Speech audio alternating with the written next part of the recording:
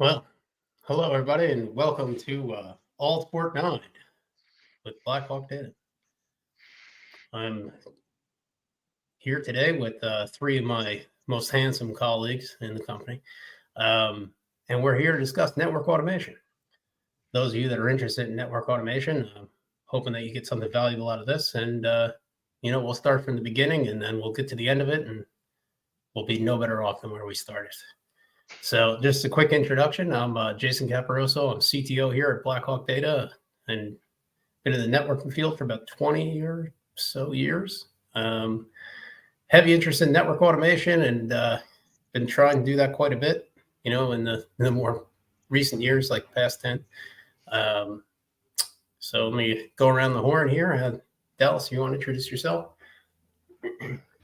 Yeah, hi, I'm Dallas Monday, VP of Engineering here at BlackHawk Data, and done a lot of years of consulting as well as public sector in and around New York City metro area. And as we start to look at network automation, it's certainly something that's fundamental to our company and to our business and to all of us as engineers. All right, Greg, how about you? Hi there, Greg Turkanian, Senior Network Engineer. Been in this field for 30 years-ish, in the MSP space about 15 years. Been with BlackHawk almost a year now, celebrate my anniversary soon. Great company to work for, happy to be here. Well, Andrew, that leaves you. Hey everyone, Andrew Tandon. I'm the NOC manager for BlackHawk Data. I've been in the networking space for 12 plus years. It's an excellent place to be. I've been in the MSP field for now about 10 years in total of that. So diverse background with automation, definitely there. All right, fantastic.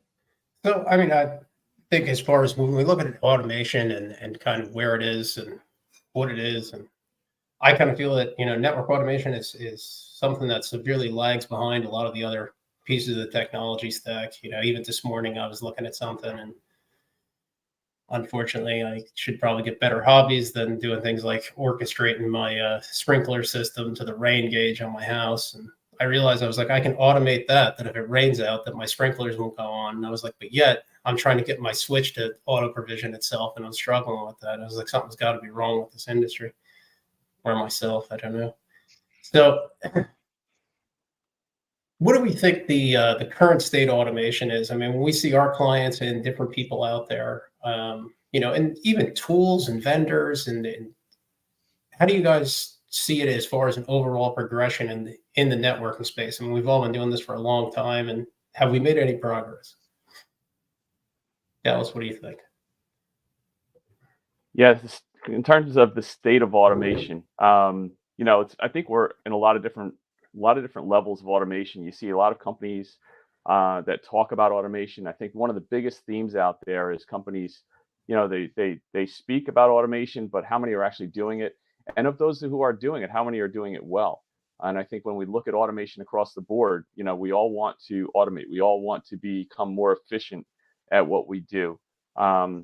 We'll look at tasks that we do on a daily basis and try to figure out, well, should I do something? Should I write a script? How can I do this more efficiently? I think that, as we look at that, it's an integral part of our business. I think as engineers, when we continue to develop and grow, I think we spend more time, involved in automation tasks as we start to see the potential benefits. But the current state of automation, we look around, and I think the theme really is that many folks, many engineers, many companies want to do that. They want to do it better, more efficiently, more effectively. They want to see the business benefits, but I think that many of them struggle in how to perform that. So I think the goal is to really kind of get over that hump and to figure out how can we make it useful? How can we implement something at our company, in our work, whether it's just for our personal or business work, or whether it's something that benefits the company as a whole. We have to look for places where we can implement automation and figure out, not just kind of step into it a little bit, but really go down that road and figure out how to deploy solutions that are going to really, really change our business. So I think that's the state, is that I think there's engineers and companies are all over the map. And I think some really have it locked in. Some have some really amazing processes. and others, I think it's in it's in its infancy stage, and they're still working on figuring out how to develop that, working on figuring out where should we use automation. It's a lot of decision making, and so it's a challenge across the industry. Yeah, I mean, a scale of 0 to 5, where do you rank most companies, you think, in the state automation? 5 being fully automated, 0 being 0. Yeah.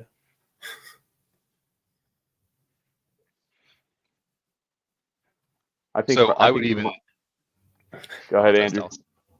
So I would say on an average, we're looking at, I would say at 3. It all depends on how companies are leveraging their tools as well as scripting languages to push the envelope further and lead to progression, right? So when you talk about the operations side, if you have companies that are working on monitoring alerts and different ways to proactively or reactively automate responding based upon situations, companies could be really good with it. They could buy a really expensive tool and it does the job, or someone's really good at scripting and can kind of leverage that skill set to be able to develop a tool to kind of tackle a problem and save 5 minutes here, 5 minutes there. But then you have companies that they're strictly certification driven. They only rely on being able to get an engineer in there and tackle those issues.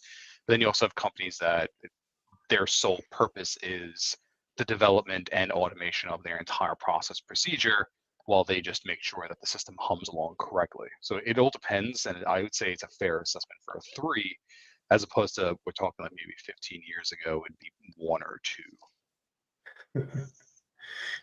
Yeah, I don't know. 3, I think, that's generous. I think a lot of it has to do with what type of environment they're in. It's like clients that have a Cisco API or APC, and they have SD access. These are systems that are very automated in themselves. It's just buy it and it's automated for you. And then there's down to dumb switches and SNMP managed switches, things you have to write your own scripts for. So that's to me 5 is something like Cisco's what's that called again? Is it APC, AP something? The APIC. I can see your Cisco Cisco. APIC. The APIC. Yeah. That's part of DNAC. Yeah, to me that's a 5. It really is. It's application software defined networking is one of the big automation things that's out there right now.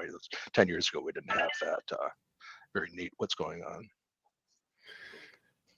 Yeah, that brings up a good point. I mean, I think a lot of people, when they see automation and they figure, all right, I got to get an Ansible and Python and I got to become a developer and do all these things, versus the idea of you can buy your way into automation.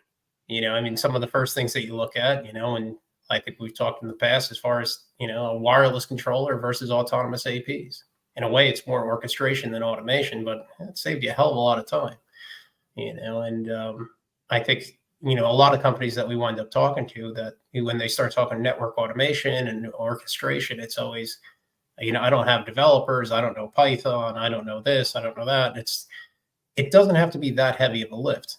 The flip side of that is that those tools can be extremely expensive. And then if you also have older switches and an older network, stuff that doesn't fit in there. I mean, yeah, there's commercial software, of course, you can buy, and there's a lot of open source tools that you can use. I mean, some of the things that I look at it as far as, the business justification to it, a lot of people say my network is very static. Why do I need automation?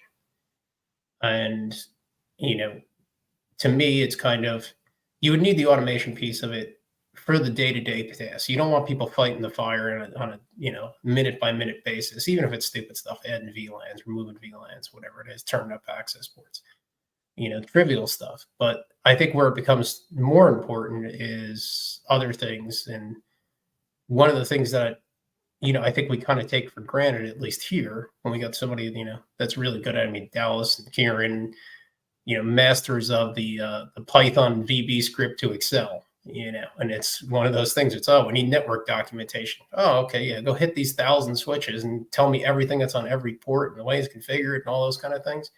Automation for network documentation, I think, is one of the greatest things of all time.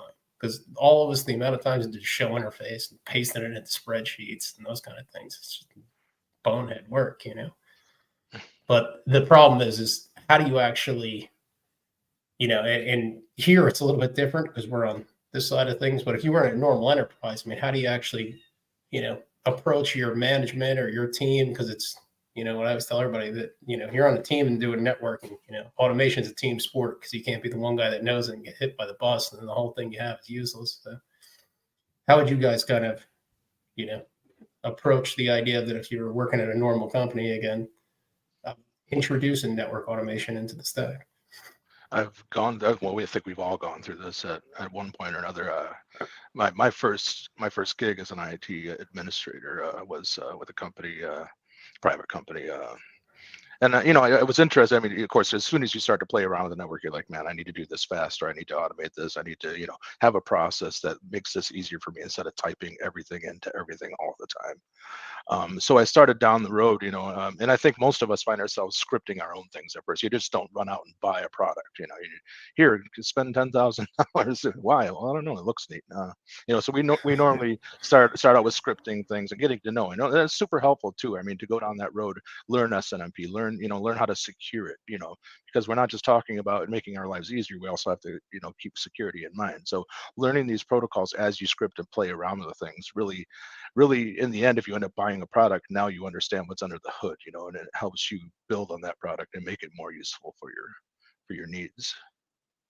So I mean, I'm always from the school of you know, either you can buy a product or you can script it all yourself. I'm kind of in between. I like to have a product that I can script too, you know, and a lot of good products have API integration now. So I mean, you can use the product and then you can also talk to the product and get information through the API. So little bit of both. Yeah, it makes sense. I mean, how would you justify it, though? I guess as far as like, you know, to me, I always looked at it and say, you know, we have to show some kind of win out of doing this because I feel like if you burn a bunch of time, everybody's always like, hey, you're wasting your time. You could have just logged in and create that VLAN and, you know, or did a What's the show phrase they interface. always say?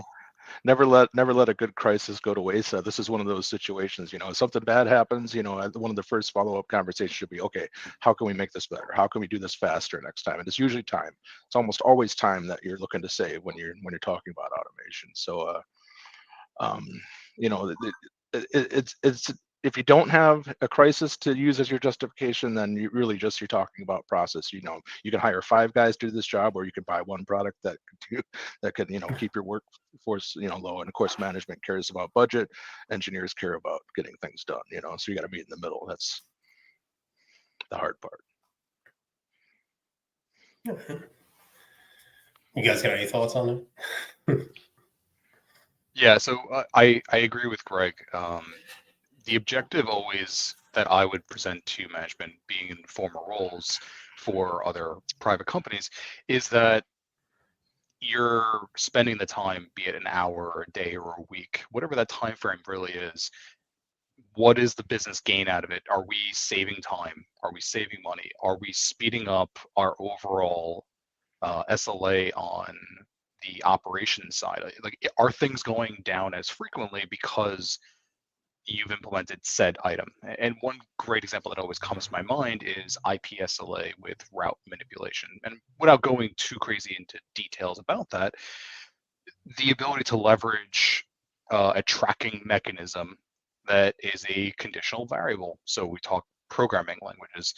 If said route to specific destination, Google, Amazon, whatever it may be, goes offline, redirect your traffic, and then also script an email or an SNMP notification to make the operations team aware of said outages that are there. Granted, it takes you maybe a little time to roll that out. Change management needs to be involved, figure out the time plan. You spend maybe an hour, hour and a half investing in that.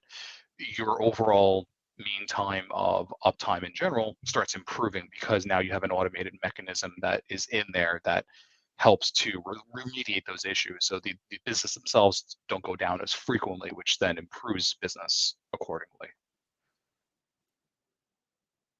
Yeah, I think you hit the nail on the head. I mean, in terms of, and you you're kind of angling it toward the operations question, and I think that that's important, is that we have different disciplines in which the automation, gets applied. So we have operational needs which need automation, and it improves. It affects our SLAs, and it affects that customer relationship there, and our effectiveness at operating. And then we think about kind of the other side of the house, which is our deployment implementation. And then Greg, some of the tools that you talked about were really for the management, move, add, change work. So I think there's different areas in which the automation applies, and we look at each one of those and we start to find the details of why is it important in this case, right? Andrew, you spelled out pretty well why, in an operational sense, it's really important to know those changes, to be able to maybe manipulate the network. Maybe it's just response, notification, monitoring, awareness.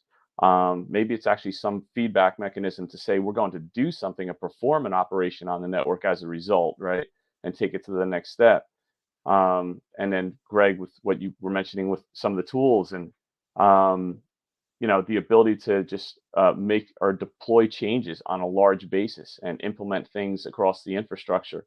And then some of the things that we've been working on internally within BlackHawk are our ability to roll out systems more quickly, to quickly provision things from scratch. And I know there are lots of tools that do that today. There's also custom scripting. So there are different avenues that we can take to get there. The off-the-shelf products, and maybe we'll talk some about that, versus the scripting and the differences between it, and the benefits and detriments to each side. But ultimately, it comes down to there's some piece of efficiency that I have to do better and I have to do faster in order to do my job better. And I like the comments that were made. I think a couple of you guys noted that there's a lot of ways to buy your way into automation. There's tools out there. And some are more effective, some are less effective, but you can spend a lot of money on some of these tools from the vendors, and some of them are great, and some of them are painful. Some of them have a niche where they really, really shine, and some of them, they'll break your network. And so you kind of have to have enough, as an engineer, you have to have enough understanding of the tools, how they're going to deploy, and just the concepts of what an automation tool does, to know when to be cautious, know when not to be cautious. But there's a balance between those things in which you look at and you say, this is something I can script out.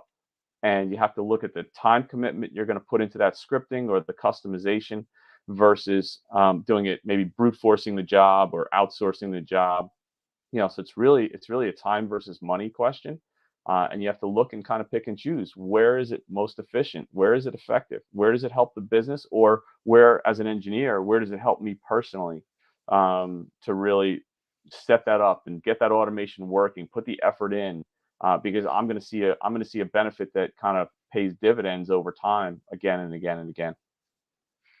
What is your ROI? Yep. Yes, it's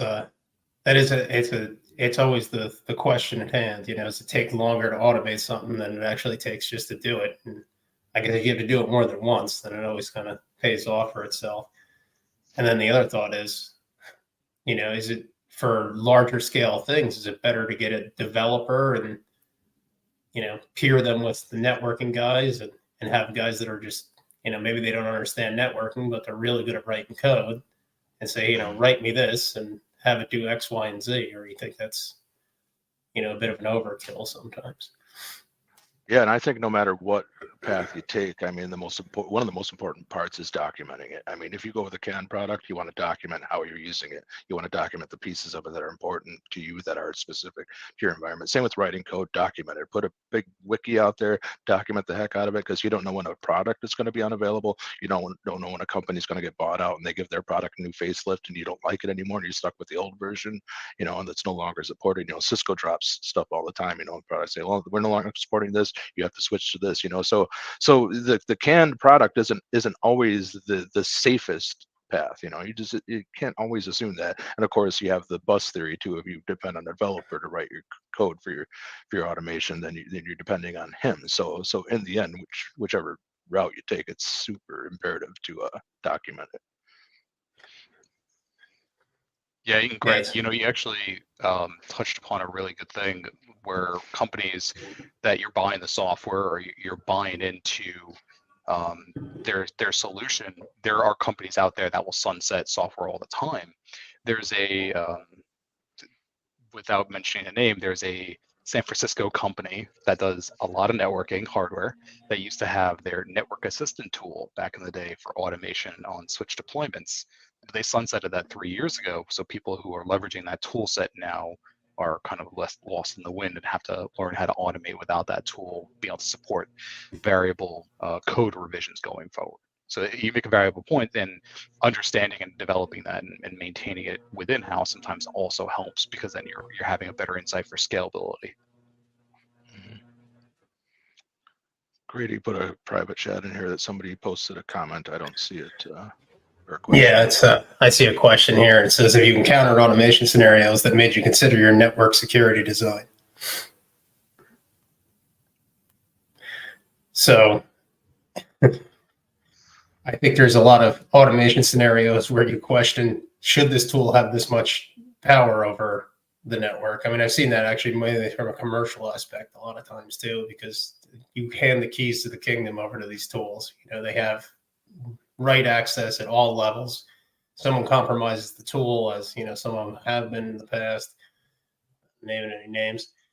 And, you know, even from simple things, I mean, you give a device SNMP write capability to everything, it could kill the whole place in a matter of minutes, you know, if the wrong hands comes into that. So, but that's one of those things I see it as, you have to secure everything you can, and, you know, MFA and all sorts of other things, lock it down from where you can access the tools from, or, and then even the devices themselves, where they can be accessed from, which subnets and how they're accessed and those kind of things. Because, you know, it's when I used to work at the provider and we started to introduce, you know, automation, the whole thing was, you know, you'd fail at scale, and we used to do it all the time. You know, it'd be one of the things that we'd push a change. And, you know, I worked at a large carrier, I guess I could say it, Verizon Wireless, and we could watch, you know, parts of the Eastern Seaboard no longer have cell coverage when we screwed something up. Luckily, there was a good rollback theory, and, you know, our method of procedure was like 400 pages long. So you thumb through that and say, okay, how do you back that out? And we used to get a good laugh out of it and then get yelled at. But yeah, it's I don't know. I mean, security is a tough one, because to have the access to the devices and do everything you want, especially when you're doing scripting and you're going to do it from a trusted host, how trusted's the host? You know? Yeah, I think you have to put a big security bow on anything that you implement. I agree. You know, SNMP version 3, don't go with read write version 1. You know, it's obvious security decisions to make along the path. And you know, and I like this question because it's kind of twofold. I mean, the fun thing is that when you start to automate things, when you really start to dig into the network, you know, to make your automation work, you get more intimate, you get more knowledge of your network, and then you start to discover things. So it's kind of it's a side effect of automating things. As you learn more and you discover more things. So I mean, it's very common. I mean, that's kind of one of the things that a lot of, you know, when we first talked about this topic, I was like, man, that's pretty vague. I mean, because there's so many areas that you can apply to: configuration management, you know, operational stuff, troubleshooting, you know, just, I mean, so on and so on. So I was a little intimidated by the topic, but in this particular instance, I lost my train of thought. Sorry about that. I think if you look at the other side of that from the security perspective, I mean, you can do a whole lot of automation to make sure that your network actually is secure. Your firewall rules are actually, you know, being followed. That was my point. Was going to be that. Yeah. Yes. But it's one of those things. I mean, because you know, it is how monotonous it is to look at, you know, access lists, firewall rules, and policies, and making sure everything's symmetrical around the whole network. And by the time you get to the 100th device, you know, you're ready to find a new job. So that in itself, you know, will pay dividends if you can automate that process. And a lot of times, you know, you're logging in, you're doing the same commands, you know, so it's not like rocket science, but it's boring. There's no doubt about that. Yeah, to kind of piggyback off of, I apologize, Dallas, go for it. Go ahead, Andrew. I was going to say, to piggyback off of what you both had said on that. You know, there was a case scenario. If I give a more specific example, we had previously leveraged the capability to leverage a SNMP v2 string to dip into a device and pull backup configurations, and it's leveraging the right capabilities, right? And it's something that I've emphasized quite often, where out of the box, some devices have default SNMP strings, right? So you could easily use a Windows batch script to push out changes using that default public key or private key, whatever that code named is, based upon the hardware, and rewrite and start pushing significant changes out via a TFTP protocol or an SNMP write capability. So then we start talking about security. The biggest thing is how secure is your actual infrastructure? Do you have default strings that just kind of leave everything wide open? And that's where I put my security hat on. Like, okay, things out of the box should never be default. But if you're doing it for a deployment perspective, that makes sense, where you can batch script and push everything. But that tail end of that batch script should be to completely kill that access that you just used. I feel like every point we make, we can segue into another conversation about automation, because it's like now I want to know what devices on my network have SNMP version 1 enabled on them and have default strings. You know, so there's a tool right there. There's an automation project there. Automate network discovery. What's out there? What's it listening on? What's it doing? You know, it's like every point we make can segue into a new conversation about automation. For sure. Yeah. You guys are mentioning security with this comment, and of course that just took us down a whole different track. And you know, when you think of security, you guys talked about various security scenarios, and my mind immediately went to, what about OT networks that are out there? And then when you start thinking about that, well, what about HIPAA and what about PCI? And you know, if you want to start to automate across these different domains, which are, you know, necessarily segmented or air gapped, or you know, I guess somewhat air gapped, you know, depending on the scenario, or one way, you know, waterfall gateway or whatever the scenario is, it starts to get really complicated to be able to do that. So ultimately, this is part of the security question: is your automation tool has to have access across all of that if you're going to automate universally, and if you're going to be able to deploy code, or from the implementation side, or if you're going to be able to deploy changes, and then from the operation side, if you're going to be able to, you know, really monitor everything and have full visibility to your network. Well, how do you do that behind all these different barriers, which are there for a good reason?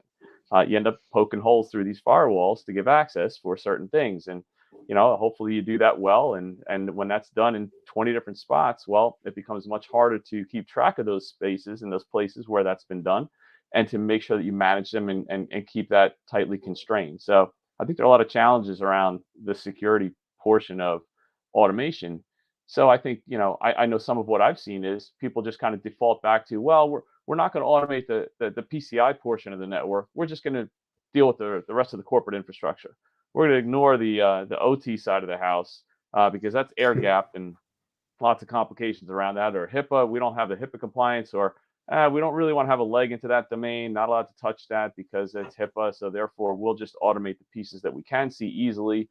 So there's challenges and decisions that need to be made on infrastructure about how to go about that. Do you pull them into it, you know, from a security perspective, and have them universally managed? And like Jason said, and others said, as soon as you do that, now you have the ability to break it all in one shot, literally. And you know, we say that quickly, but we've all seen it actually happen. You know, where a tool that's supposed to manage configuration, and what does it do if it fails on a box? Then what does it do? It leaves a broken config there and basically took down your network. So from a security perspective, that's a denial of service problem. You know, you did it to yourself. Or other places where products, especially the off-the-shelf products, you know, they aren't compatible with certain other products. Sometimes even within the same manufacturer's product line, or a new generation of devices comes out, compatibility issues. So lots of challenges in the space, and I think that's where maybe some of the balance between, you know, the manufactured products, which you can pay an exorbitant amount of money for, and some of them are extremely capable. You compare those to some of the custom homegrown scripting, and that's where there's some variation, and there's some need, I think, for both. They both have a place where they belong. You know, that homegrown scripting, most of the time, it's good on almost any device, because usually if you wrote it yourself, you're going to write it pretty bulletproof. Whereas some of the products that are out there, they're going to be vendor specific, or maybe a little bit more vendor specific, or picky, or whatever it is. So there's challenges on both sides, but I think that as an engineer, we need to look at those things and kind of look at the whole picture and try to make our best decisions. Okay, here's the particular problem I'm trying to solve, because I see myself repeating this task, or I see it going extremely slowly, and we don't have the time. This is not scalable across my infrastructure because we have too many devices. We have got to look at those situations and figure out what are the best tools for the job. And I think we do this on a regular basis. How do I solve that problem, right? It's a troubleshooting problem. I pick the best tool for the job. And sometimes I think it is the custom scripting or some of the open source products that are out there.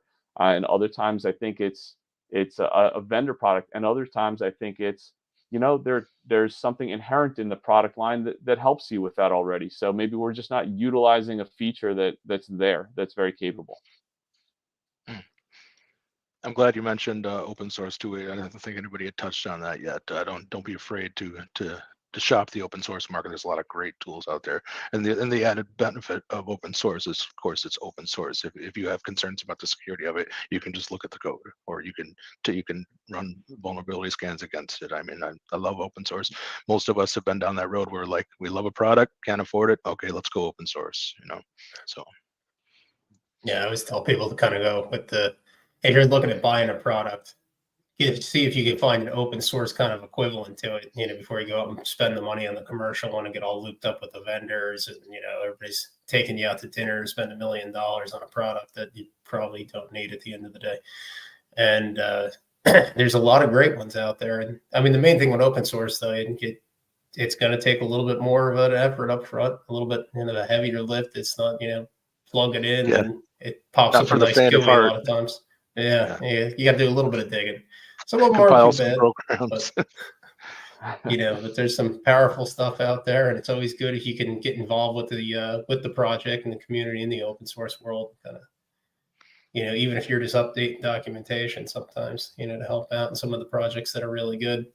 There's some out there that are tremendous, and there's others. I mean, there's also been vulnerabilities in those too. Even in the Python library, some of the plugins and things like that. There's been some backdoors in some of those, but same thing with commercialized stuff. So yeah, and the added benefit with open source, of course, it's usually based on Linux, and it gives you an opportunity to learn Linux. So if it weren't for OCD and network monitoring, I wouldn't know Linux today, and I feel like I'm pretty strong in that area. And there's a lot of, I mean, even Bash alone. I mean, just the Bash shell alone has so many tools that are so helpful. With just sorting data, regular day-to-day data, monitoring data. It's like there hasn't been a problem that I haven't solved with a Bash script, I don't think.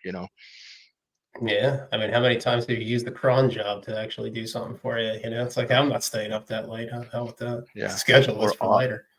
Awk or said, all of those tools. And I think what's also really nice with the open source side is that you start talking about, okay, well, do I need a beefy server to kind of run whatever feature or function? A lot of the Linux capabilities that I've learned in the past, you could simply run on something like a Raspberry Pi or a very light VM and spin it up and actually try it on your network. You want to learn how to do a simple ping to all your resources and send an email. There's a lot of open source tools out there. Slap it onto a Raspberry Pi, plug it into your network, and then see what happens. And it gives you an opportunity to really learn and grow with that kind of language as well, which is it's a great intro into it if in case anyone's like intimidated by the expensive cost of licensing and hardware. Yeah. And that actually touches on what Dallas mentioned earlier. We have a lockdown network, and you need to get into certain areas and monitor stuff. To throw something on a little Raspberry Pi device, then you only have to poke a hole for that device. It does all the work, sends data back to somewhere else. You have to poke less holes to make it work. So yeah, great devices. They're super helpful. Yeah, that's always useful. I mean, I got one of these right here. So this actually is running Linux. It's got a Docker running on it. I got like 10 containers on there, so works pretty good. Are you an Ubuntu guy or are you a Debian guy? It depends on the day. I always used Ubuntu for years, and then it got bloated, and then I went to Debian, and then right now actually I'm using Rocky Linux, which took over for CentOS after. What's it called? Rocky. Yeah. Rocky. as in Yeah, Balboa? which I like Rocky Balboa. Yeah, yeah.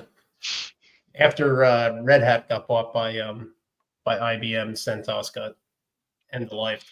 So then Rocky Linux kind of took over where CentOS left off. It's, So a lot of fun with that. But I got to stick to one flavor because I'm always all over the place. I'm trying to type in commands, nothing works, and I'm always angry with myself. And then I realize I'm just stupid. But how about as far as getting into automation, your path into automation? Where's a good start for? I mean, I always look at it as kind of start with some small stuff, some small wins. It's just polling devices, whether it's logging in with Python scripts or, using Ansible or even getting used to Ansible. I mean, I like Ansible just because it's very formatted and it's repeatable. You can teach it to people real easily. You could back it up with Git. It seems to be, to me, something that's a little bit easier of a learning curve. Not saying it's easy. I know a lot of people are probably like, oh, it's nearly impossible to use. It's not that hard. Don't get overwhelmed by it. And there's also the open source version now that, it is owned by, I guess, IBM or Red Hat or whatever in the end of the day. But there's still the open source version of it out there that you can use. You could try out, build your playbooks, do all those things. And most of the vendors that I've seen all have great repositories on GitHub as far as that goes. But I mean, my thoughts start with the read-only type of things. Don't get overzealous and wipe your configs or overwrite the whole network. Like, where did you guys get started going down the road to automation? I'll let Andrew talk first because this is right up his alley. With the first thing that comes to mind is network monitoring. I mean, I think it's the first thing that comes to most people's mind when you're thinking about automation. Is network monitoring. Funny enough, actually, no, that's actually not where I started, but it's where primarily I spend most of the IT time. I actually started as a a programmer back in college days, writing artificial intelligence scripting onto microprocessor boards. So I would learn if-then variable conditions with timers attached and be able to automate robots with servo motors and indicate specific voltages that need to be dropped at certain time intervals based upon the camera feeds with temperature gauges. So that's kind of where I went. That's extremely nerdy, and I apologize for the detail on that, but it really made me say, okay, well, I can understand the basics. I can understand that there's a container and that you have to call things and variables. So I started diving in more into the network automation portion when I started looking at working in an MSP field years ago. And that's where it kind of made sense. And then I said, well, I'm doing it for a company. Why can't I try and do it at home? So that's where I alluded to before, buying a Raspberry Pi and just simply running a ping to your laptop or your router. And then if there's a notification that needs to be fired off, have that notification. And it alludes to like what you guys said, where it can only be a read mode. You start with nothing breaking on your network or breaking on your home environment. Just a simple, hey, are you there notification, and get that email. I think that's really rewarding to see that email, even though if it's something broken, to see it say, oh yeah, you know what, my script worked, it's perfect. Even though my environment may have gotten torched at home, or the kids can't watch TV anymore because the streaming service is down, I got the email notification, so yeah, it worked. Small wins. That's what it's about. Yeah, exactly. Yeah. I mean, we've come a long way after all these years. You're sitting there trying to craft a script and things like that. I realized the other day that I could actually go to ChatGPT and I could ask it for a Python script to actually, log SSH into a device and pull the interface statistics and send it to me. And yeah, pretty much I was able to do it. Send me back the script, and it works. So I just had a customer actually ask me this morning if they had a script that would check every interface that's been inactive for 30 days. And I was like, that sounds like kind of a pain in the neck. And then asked ChatGPT, and it was about 10 seconds request. I was like, okay, here you go. Try this out. But unfortunately, I mean, one of the things that I think is probably getting pushed forward more and more is the ability to integrate with some of that to make it a bit more usable and human readable for people. I think we're getting to that point in time where you should be able to just, come in, sit down, at your desk in your morning with your coffee or whatever, and, ask the network the question, like, what's going on today? Is it all broken? And have it kick back out. You're taking, interface errors on this, or, this link is down and this one's running high CPU. This is probably where everything's falling apart on you.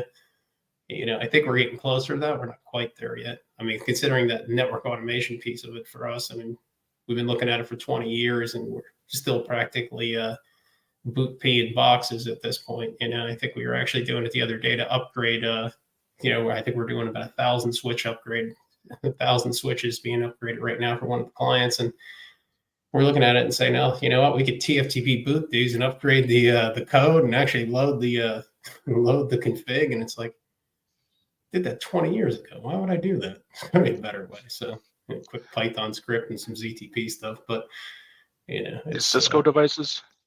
Cisco. Yeah, I remember I did at a project once. There was something like 600 some switches for a hospital, and we used that configuration manager, I think it's called.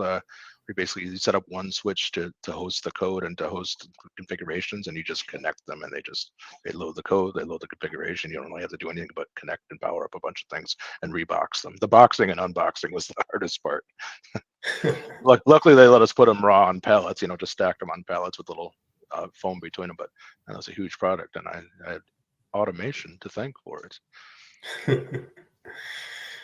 Yeah, it looks like we're coming up towards the end here. Got a few minutes left, so I was hoping that we get to a couple other things. Maybe your favorite open source product, or maybe even your favorite commercial product, if there is one of those. That hasn't ruined your day. And I'll go first. Go ahead. Nagios was my favorite open source product by far. I got so obsessed with that product, and I made it do some things that the community support for it and plugins support for it is great. I don't mean to say that that's the only one, but it's my favorite one. There's tons of them out there though, but that definitely is my favorite. Commercial products, I'm not I like SolarWinds is all right. Orion is pretty good, I guess. I just think it's sticker shock when I think of some of those big guys, the big vendors. How about you, Andrew? Any favorites out there? So I mean, my always go-to favorite, if we're talking operations, is the open source solution Zabbix. Great for automation. It's really great because some of the programming languages that may be more complex to learn and understand, they're actually easily laid out there with using JSON languages and YAML. They're more human readable and understandable. And there's a lot of really intricate things that you could do out of the box. And if you really want to learn and sit there and say, you know what, I wonder if I can automate this process, or you can actually tag scripts based upon alert severities to auto kick off and log in and run whatever commands you need. So there's some really good scalable solutions for like that. But if we start talking about more of the expensive sticker tag related items, we're thinking like automation systems, Science Logic, that can do something very similar, and they can do a lot more, but they'll cost significantly higher, obviously, with a price tag. Yeah, I think Nagios, Zabbix, I think those are pretty common. I think we all would like either one of those, and we've seen them at a number of customers. Some of the bigger products that are out there, if you get it like a NetBrain, or we even saw one of our in a past life, one of our customers is using Red Seal to evaluate configs, and a lot of these products will draw you a nice map of your network, and now there's some automated tools that'll do just dynamic diagramming. So that's another area to go into to just make everybody's life easier. NetBrain stuff. Yeah. All right. Well, I figured that you would have said like, just straight Python scripts or something like that. No, definitely Python. Definitely Python. Yeah, you can solve anything with a Python script. If it can't be solved with a Python script, it's not worth looking at. So yeah, I mean, for me, one of my longtime favorites, and still is, it's because it's easy, it's basic, but man, it's great, is NetDisco. Anybody that hasn't tried it or used it, they really should. The program's fantastic. The 3D VRML map is the best. That thing is so cool. You can fly through your network, literally. That's First time I saw that, I was blown away. So yeah, no, it's fantastic stuff. Well, thanks guys for joining us here and talking over network automation and a lot of other things and some different ideas. And if there's any other topics or anything that you and the audience want us to hear us cover, I got plenty of opinions on a whole bunch of stuff. Not that anybody really cares, but we do have those. And if there's anything that you want to know about network automation, or you need help, or you need anything in the network space, reach out to us, and we're always happy to answer a question or tell you what we could do for you or not do for you. So until the next time, enjoy the day. Thanks, everyone.